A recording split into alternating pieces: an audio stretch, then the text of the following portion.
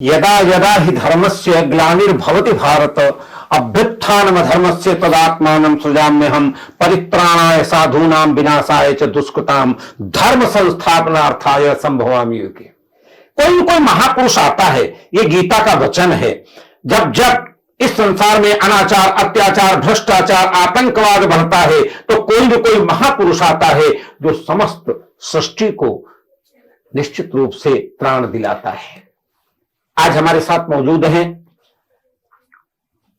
जूना अखाड़ा के अंतर्राष्ट्रीय प्रवक्ता परमादरणीय परम पूजनीय पूज्य श्री महंत नारायण गिरि जी महाराज, दिल्ली संत महामंडल के परमाध्यक्ष, अन्य बहुत सी संस्थाओं के परमाध्यक्ष महाराज श्री यहां मौजूद हैं और इस मौके का फायदा उठाते हैं महाराज श्री कहते हैं जब जब कहीं न कहीं आतंकवाद, भ्रष्टाचार, अनाचार, अत्याचार बढ़ता है तब तक कोई न कोई संत महात्मा महापुरुष आता है। मुझे ऐसा लगता है पिछले 10 वर्ष में बहुत कुछ सुधार हुआ है। जहां पर बनारस का हो, चाहे काशी विश्वनाथ मंदिर हो, चाहे महाकाल मंदिर हो, चाहे पर अयोध्या के श्री राम जन्मभूमि हो और चाहे वृंदावन और मथुरा और बहुत से तमाम से मंदिरों का उद्धार हुआ, जीर्णोद्धार हुआ है। वहां पर विराजित हुए हमारे देव। आपको क्या लगता है कौन सब कर रहा है और किसकी मंशा है और परमात्मा ने क्या वास्तव में कोई महापुरुष भेज दिया है?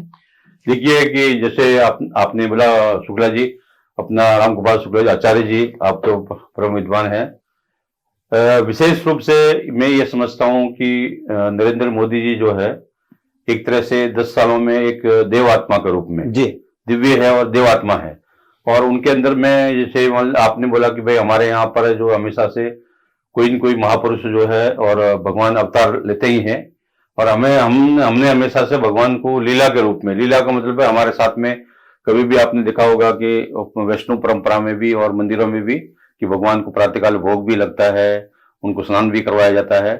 तो एक इस रूप में और भगवान राम तो मनुष्य के रूप में ही इस धरती पर जो है आए थे। उनको तुलसीदास जी महाराज ने भी जो है रामचरितमानस, तो एक मनुष्य के रूप में उनको जो है तो वो परमात्मा थे। भगवान ईश्वर जो है राघवेंद्र परमात्मा के रूप में प्रकट हुए थे। तो ऐसे ही हर युग में कोई न कोई महापुरुष आते ही हैं।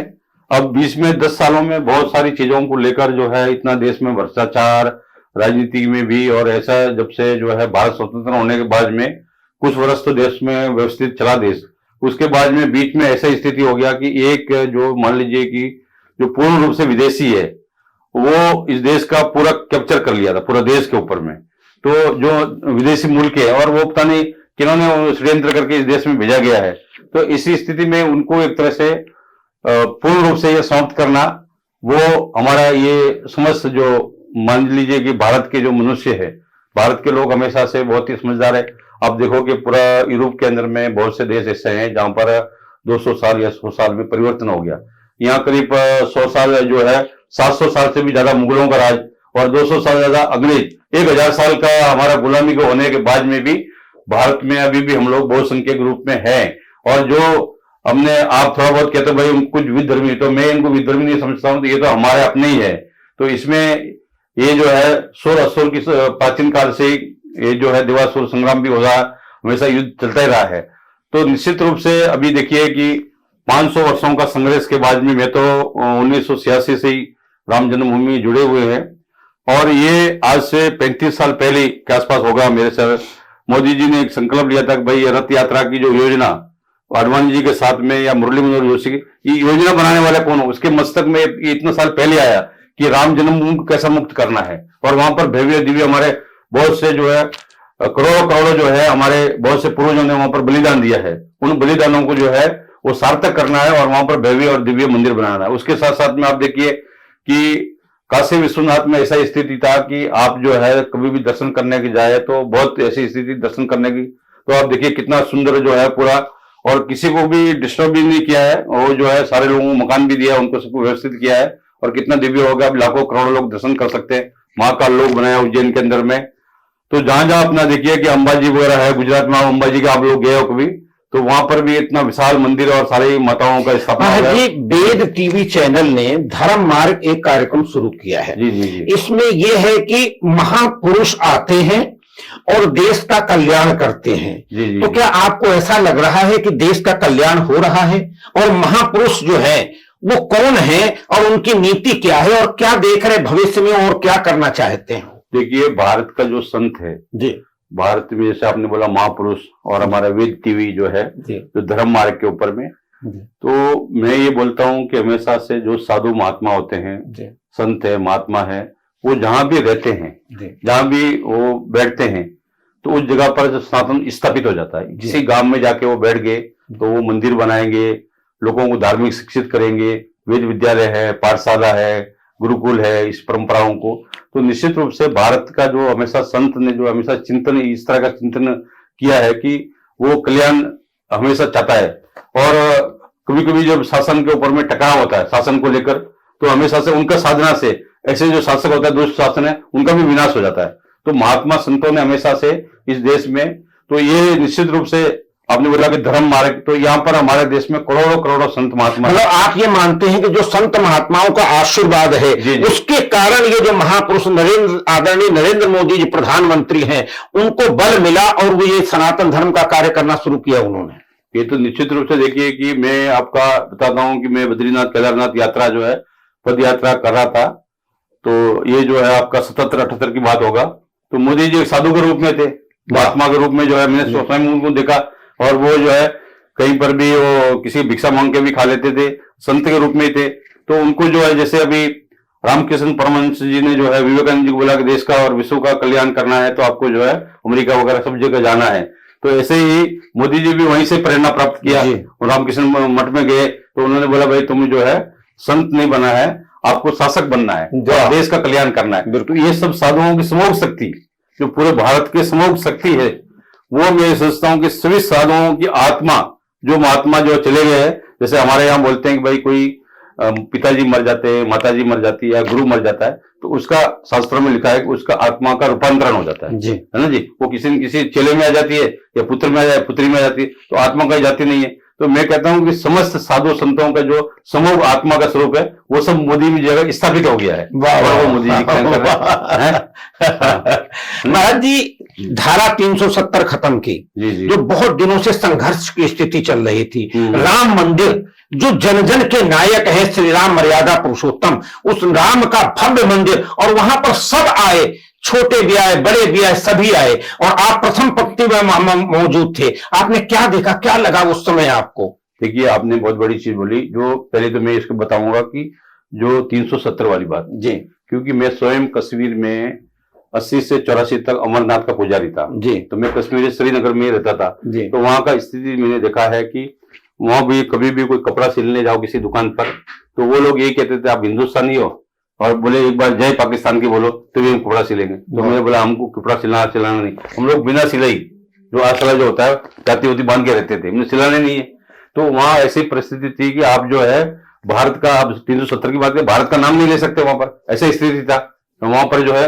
जबकि राष्ट्र का अपना अंग था, इतना मिलिट्री होने, इतना सुरक्षा होने के बाद में भी। और आज देखिए कि वो मोदी जी ने आने के बाद में अमित शाह जी ने जो है 370 धारा को समाप्त कर दिया एक तरह से, और वहां कुछ किसी ने कोई विरोध भी नहीं किया, कुछ भी नहीं हुआ। तो ऐसे ही जैसे आपने बोला राम जन्मभूमि अपना, तो वहां का क्या है कि उस टाइम में पूरे भारत के लोग जो है 22 जनवरी को वहां पर सब लोग थे, पूरा भारत के संपूर्ण देश में। उसमें ये भाव नहीं रखा कौन ईसाई है कौन मुसलमान है, ये भाव बिल्कुल नहीं था।